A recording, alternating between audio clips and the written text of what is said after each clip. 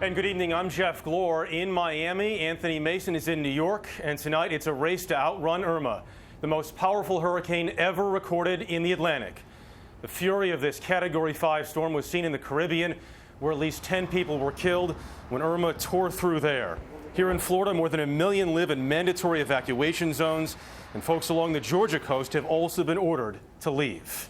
Tonight, Irma should pass over Turks and Caicos on its way to Florida by Sunday morning. Sustained winds are 175 miles an hour. Video from the space station shows Irma's size. Hurricane-force winds extend 70 miles from its center.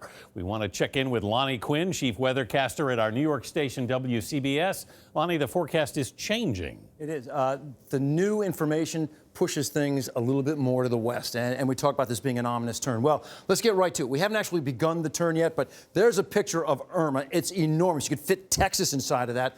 The new forecast cone from the National Hurricane Center. Let's display that for you because we're in very much in agreement. It's going to continue this trek to the west-northwest. Here's where it becomes a little iffy, though.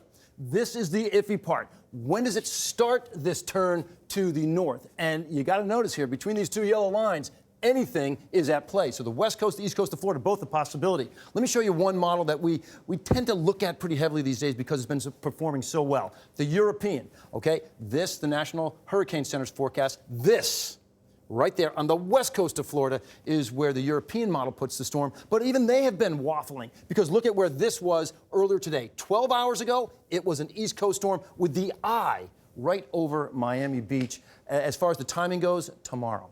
Tomorrow is the last time for you folks in South Florida to get your preparations done, and then you either get out of Dodge or you hunker down. This is a huge storm. It is forecast to be a Cat 4 in your area, but we're talking winds 145 miles per hour versus maybe like 185, which is what they were at the strongest. But then it continues in some way, shape, or form, either right up the spine of Florida, up the west coast, or up the east coast, still maintaining hurricane strength as it makes its way into Georgia sometime on Monday. So Georgia, South Carolina, even North Carolina.